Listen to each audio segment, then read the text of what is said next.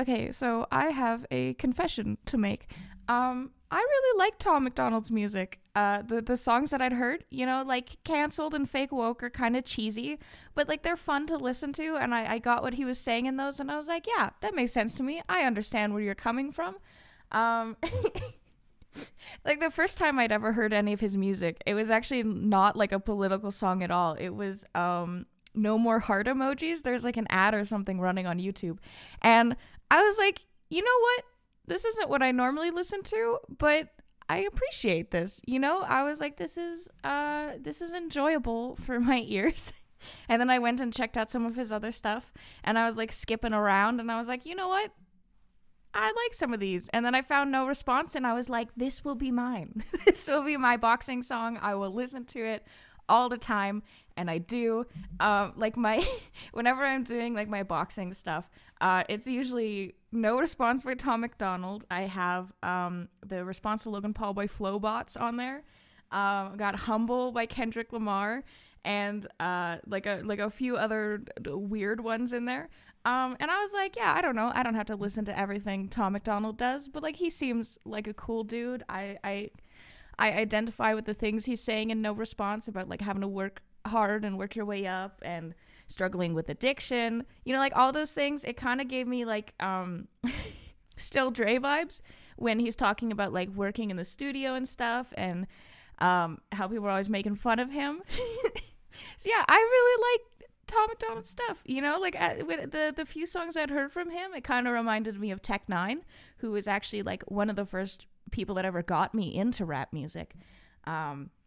There's something about like his flow that I really enjoy, and like his really corny jokes.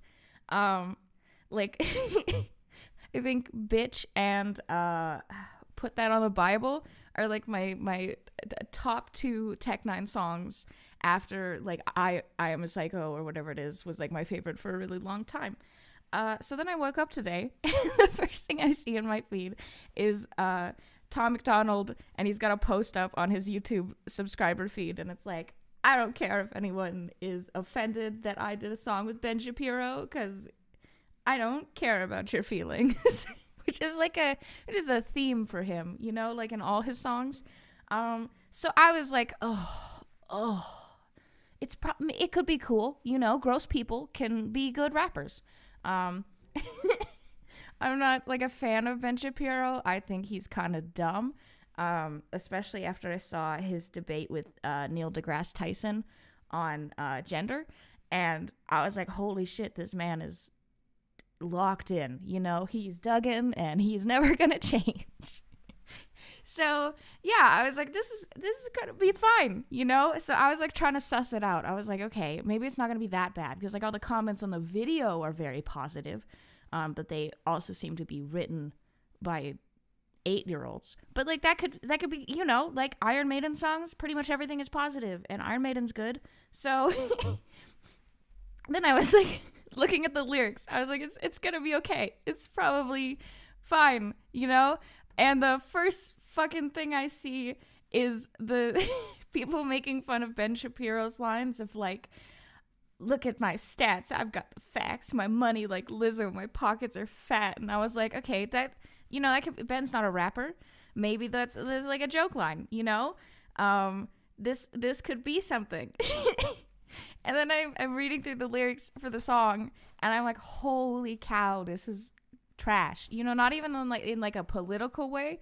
It's just like actually a poorly written song. And I was so disappointed, because like No Response, it talks about a lot of the same things, but like there's a lot more nuance happening. And like some of the bars I think are quite good. But this is just, I don't like this thing, followed by this other thing. Also, you're a racist. And it's just that. And it's not even like a terribly long rap song if you're just looking at like the lyrics. So, yeah, the video I wanted to make today is actually about YouTubers. Surprise, if you're still here. I don't know if you were like upset about that. Because I was like, oh, I like Tom McDonald stuff, and I'm a little bit disappointed, and I'm working through that this morning. It's the first thing I saw when I woke up. So This has just reminded me of a video that I've been planning to do for a while, and it's on YouTube crushes. I don't know if anyone else gets these, but I have what I like to call content crushes, where like I'll stumble upon a new YouTuber that I really, really like, and I'll watch like everything they've ever made in no particular order, and I'll like burn myself on it, and I'll go away from it, and then lo and behold, they're kind of a trash bag human. And I don't know why this keeps happening to me, you know? Like, maybe I just have bad taste or something. So for context, I didn't actually, like, get onto the internet until I was probably, like, 15 or 16, right when laptops became mandatory in high school.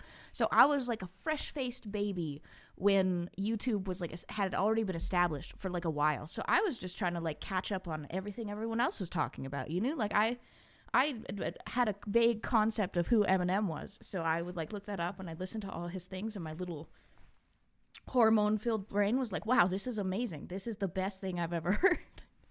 Because up until that point, the only things I'd ever listened to were country music and the like very specific 80s, 90s rock and heavy metal on my dad's iTunes. So I didn't have like a broad view of the world. I was just like getting into it, you know? And I think one of the very first YouTubers I got really into, and I'm still ashamed of this, is Onision. I was an Onision fan. Like I've never had the like, oh, I want to like meet and interact with people that I'm a fan of, you know? That actually causes me such anxiety. Like the concept of having to like invite a famous person to dinner. I hate that question. I hate it with all my soul. Because there's nothing that makes me more worried than like, what if I met Dave Grohl in real life and he thought I sucked or that I was like really annoying, you know? Or like, what if I weirded him out because I was being weird around him and he's just like a dude who's like a dad with a family, and I'm sure he has kids.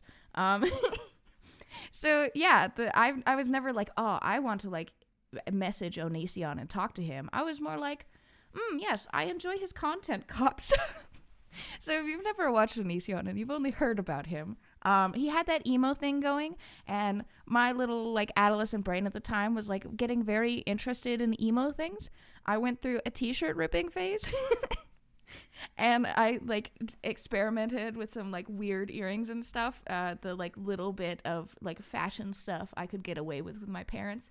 And yeah, so getting into Onision, I was like, wow, you know, I really appreciate this content stuff because, you know, the way he presented it, it was like, this is satirical, obviously, and if you don't know that, you're dumb. So the things I'm going to be saying in these videos aren't my actual opinions. And I, as an adolescent, was like, that makes sense to me. I enjoy satire. And I was all in. I enjoyed the things. I watched the videos where he would rate other teenage girls. And it never occurred to me that would be inappropriate because I was surrounded by adult men who would say really weird shit to me all the time. So I was just like, yeah, I don't know. Men have opinion on women's bodies, and that's how the world works.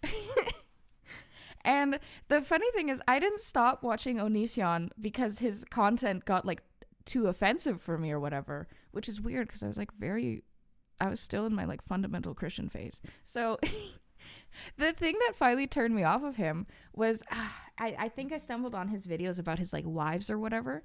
And there was one that was like, oh, my spouse leaves me for a woman. And my little brain was like very interested in that because I hadn't really learned about being gay yet. So I watched that and I was like, yes, interesting. Now back to the other content, right? And then he just started putting out like or I don't even know if he was putting out these videos or I just like was watching the videos in order and this had already happened like years ago. But there were a lot of videos of him just like crying and screaming and being upset about the various people that he had dated and how they were mean to him. And like as a teenager, I didn't question it like, oh, maybe he isn't the victim. I was just like, I don't really care. I wasn't here for personal drama. It's not really what I wanted. YouTube is a fun new thing for me. So I'm just gonna go. And then like immediately after I lost interest, I started seeing all these videos that were like, this is all the ways Onision is a predator. And then I learned, oh, adults can be predators on the internet? Secret. So yeah, Onision, I was very interested in Onision's content. It was like very formative for me when it came to realizing satire existed and that people could say stuff that they supposedly didn't mean. And it wasn't until I was an adult, like probably 4 or 5 years later, when I was watching someone do like a video essay on him, that I was like, oh wow, he actually did mean all those things. That wasn't a satire, you know? He's in the back of my brain. I was like, yeah, obviously it's just satire, and the people that are upset about it are dumb and haven't actually watched his videos. So that was one of my first like big YouTuber content crushes, where I was like, Onision is awesome and I appreciate all his things, but I never need to meet him or talk to him. I just like watch his videos, and I'm not really interested in his relationship stuff because I'm a child. So after that, I got really into like SJW content, because I think at the time the internet was just like the prime time for anti-SJW stuff. And so I had grown up very fundamental JW. Then I'd bounced around from like varying levels of serious Christian families and Catholic families. So I was already like fairly entrenched in like the conservative world, you know? And I think I've talked about it in some other videos. And one of the first YouTubers I stumbled on was TJ Kirk, Amazing Atheist. And I thought everything he did was awesome. You know, I thought he was so funny. I thought all the things that he was talking about made complete sense to me. And I'd be like, yes, that lady screaming in the store should not be doing that, obviously. You know, because like Karens didn't exist on the internet yet, as far as I was aware. So I was just like, yeah, that's a crazy lady. That's rude. You shouldn't do that. I didn't really like fully understand the nuances of it, and there were a lot of talking points that were very parroted in anti-SJW content. So I was like, yeah, obviously this is just how the world works. But then thank God for the algorithm. Okay, people give the YouTube algorithm a hard time, but every time I've had a content crush that was a terrible person, it almost immediately, within weeks, will start feeding me stuff about how terrible that person is. You know, really like cleanses the palate. So yeah, I thought TJ Kirk was awesome. And then I started watching Matt Dillahunty. It took me a while to get there, but I stumbled onto some of his content, and he talks like so much about critical thinking and assessing information and epistemology. And as I was watching his content, I just realized, yeah, Amazing Atheist, it's just not very high level quality content, you know? As he got further into his content career, you know, it became less good. There was just not enough nuance, and I was at a point where I wanted like more high level discussions about it, you know, because like I'd also watched Jimmy Snow for a while, and I had really liked his content, and then there like hit a point where I was realizing that a lot of the things he was saying, he wasn't really supporting them anymore with like opinions or thoughts or facts. It was just like, this is obviously how the world works. And I was getting to a point where I was realizing most people in the world are wrong, you know? Like, I'm sure there are opinions that I will be sharing in videos to come and videos that have already happened that will probably be outdated and wrong at some point. You know, I'm gonna change my opinion many times about things, because I think that when you learn new information, you should really consider that. So yeah, I just lost interest in Amazing Atheist because his content was just kind of low quality compared to someone like Matt Dillahunty, especially after having moved on to Jimmy Snow, right? I feel like the progression was like Amazing Atheist, bottom level introductory when you're in your angry atheist phase. And then Jimmy Snow was like sort of medium, you're learning about cults and interesting things. But like it's still fairly opinionated. And then you get to Matt Dillahunty, and he's got all these like really well thought out things that it's clear he spent a lot of time thinking about and studying about, and he's even talks a lot about the importance of respecting others in debates and what a debate should actually look like. So yeah, that was my like, I just thought Amazing Atheist was boring after a while because he just wasn't talking about stuff in a way that I was interested in and I found engaging because my brain was developing. And then I moved on. And then later I find out he's done a lot of like weird, trashy stuff. And I was like, oh boy, I'm glad I didn't tune in for those things, because I don't know what that would have done to my formulating brain matter, you know? Like, I'm not sure how that would have affected me as a person. And then later in college, I don't know if you've ever heard of Armoured Skeptic. I think he's Canadian, and that was partly why I liked him. But I was getting really into like the ultra critical part of YouTube that was mostly geared towards being upset at Christians. But I really liked his specific one that was on conspiracy theories. He did a really good one on the Great Transvestigation. And I don't know, I just really enjoyed his content. I thought a lot of the things he had to say were very smart or interesting, and it was refreshing to kind of move away from the like super heavy atheist stuff, because I'd kind of already like formulated my thoughts, and I've never really heard any new arguments or positions that have been able to change my mind on my thoughts regarding that. You know, at this point, it's just people saying the same things over and over again. You really just gotta pick a lane. So yeah, I got into Armoured Skeptic. I enjoyed a lot of his content. And then at some point, I just kind of realized on my own, like, yeah, I don't know if I agree with everything he says. I got to a point where I was like, I don't know, a lot of the opinions he has are just not very well developed, and they seem kind of flawed at some points, and this maybe isn't for me. I also wasn't like a huge fan of his girlfriend's content. I think her name is Shoe on Head or something. Yeah, I don't know. I just at some point felt very medium about his stuff, so I moved away from it. And again, later, I come back and I find out he's been in a bunch of shit, and people are like, yeah, these are all the reasons he sucks. And I was like, oh. So then after that, like, I had a pretty good time on YouTube. I moved away from like most forms of critique content and really got into movies and music, you know? So I was watching people like The Rap Critic and Cinema Sins, you know, pretty light stuff. And then at some point I stumbled on Pyrocynical. This is recently, by the way. Okay, Armoured Skeptic was in college. Pyrocynical, that was like maybe 3 years ago.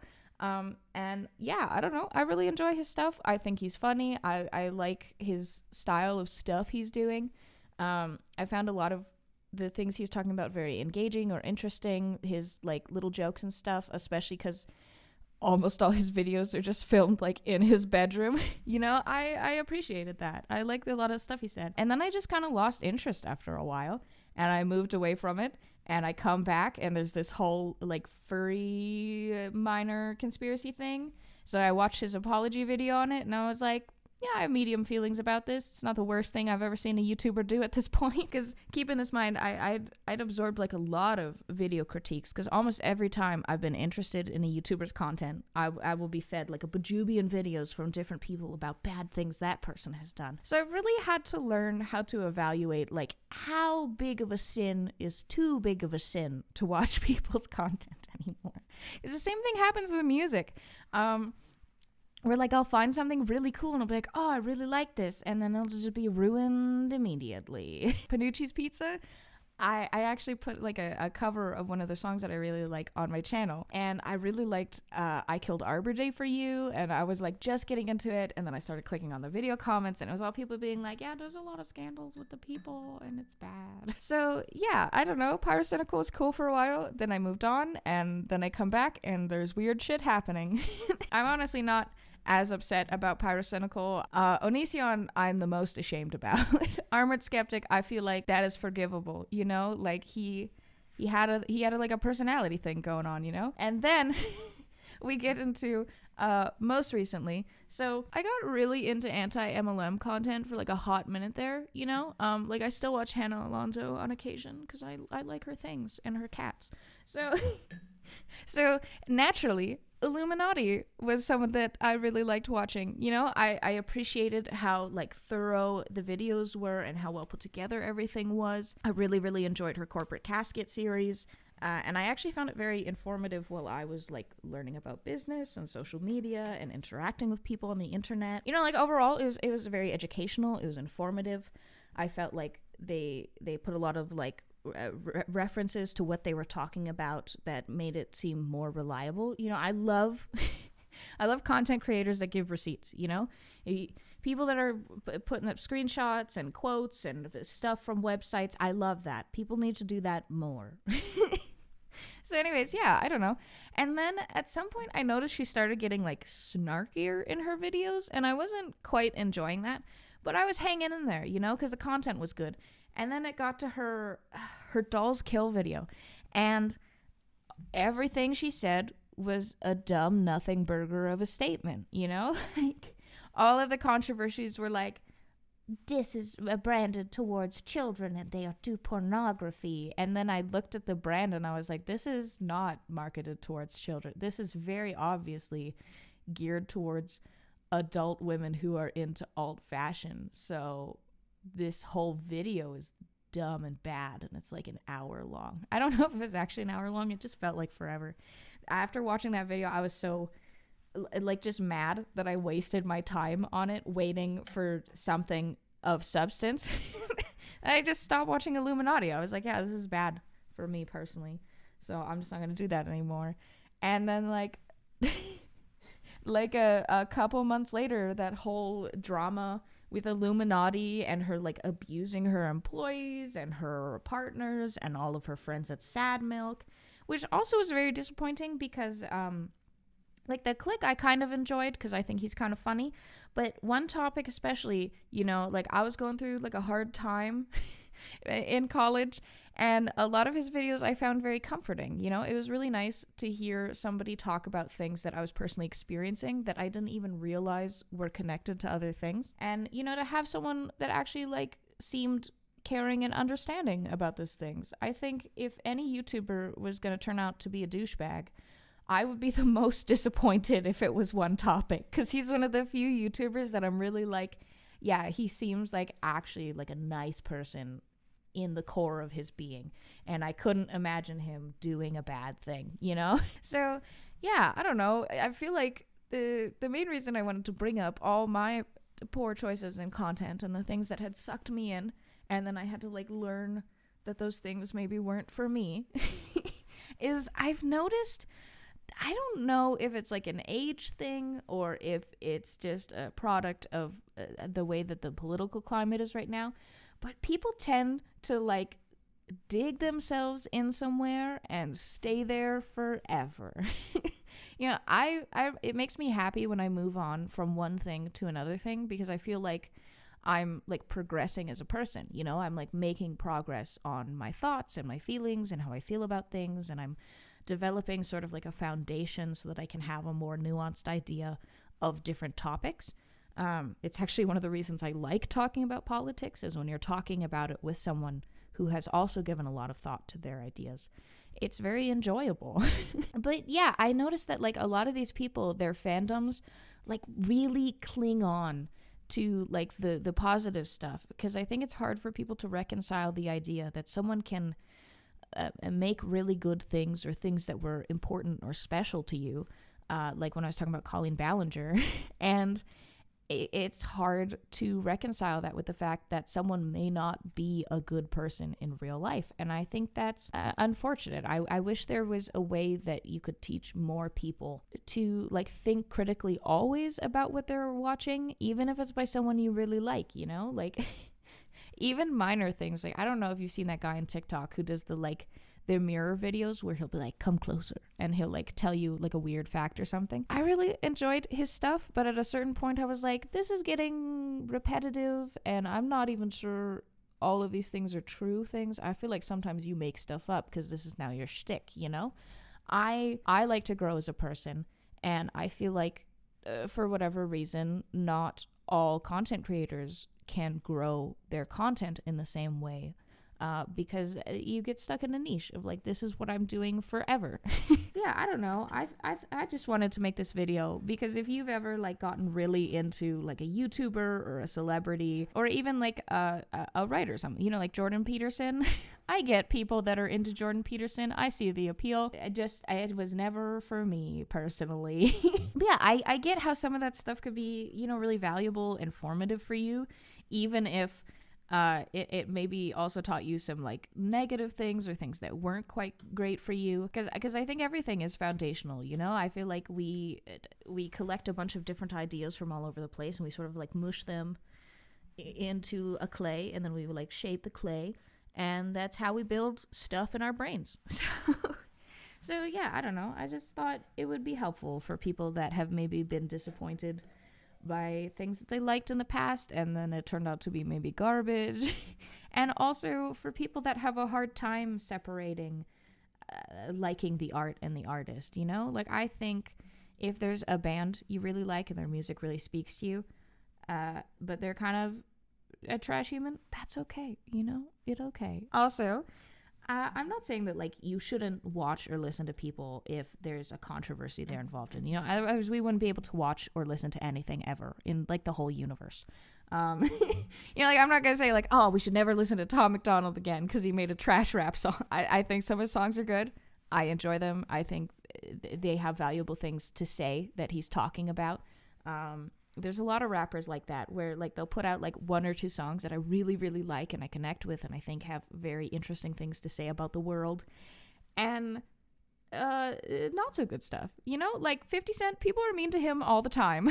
They're like, 50 Cent is the bottom of the barrel, he's the basic club rapper. There's this one song he does at the game and he just drops out of nowhere that he's got gay moms, and I was like, holy shit, how do you just share that out of, and you just never, you just put this on like a B track on some other dude's out. Dude, that's like a substance. That's like stuff you could talk about. That's like if you took Many Men, but you made it personal, you know?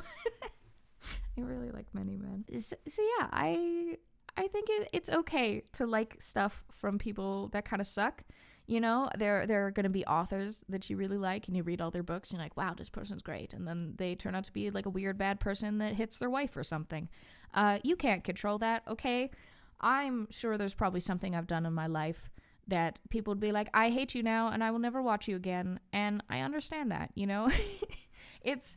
you just got to make your own choices at some point of like, this is a person that I still really like the things, I find the things they say valuable, even if they suck. Or you can be like, you know, they don't suck in a way that's that bad. Maybe it's like, oh, I don't know, the opposite, where other people are making a big fuss about something that maybe isn't that bad to you, you know? I think you just gotta have your own thoughts and opinions and change your mind about stuff when you need to change your mind. And yeah, I don't know. I just wanted to make it because I feel like I've never seen anybody talk about like getting really into a celebrity or something and then being disappointed about it, especially on YouTube where it's fairly common. You know, like I feel like in the last couple years we've had a lot of like really prominent creators and people on the internet in general that people are like, oh, I really like their stuff and it was very nostalgic for me, and then it turns out they're kind of a trash bag, and that sucks for everyone. So yeah, this is just like a sampling of the poor choices I've made in my life and content that was like formative for me but maybe not like the best in other aspects because I had to unlearn some, I'm gonna say, low quality ways of looking at the world and perceiving things. Yeah, because I think it's easy to get into a groove of listening to somebody you really like, and because you really like them, you go, everything they say is right because I enjoy the way they say it. So yeah, this is just like a short video of some thoughts I had. I don't know if this was enjoyable. I didn't really have like a structure for it, but if you liked it, I am glad. If you did not, that's okay too. Maybe this is your sign, you know, maybe this is your sign that you should like move on to a new YouTuber who talks about stuff that you're interested in. Because yeah, I don't know, maybe you've grown as a person also. Maybe one day you will outgrow the things that I am say, and that is okay. So yeah, that was my thoughts for this morning, because I woke up to that Tom MacDonald thing and it felt like it was the time.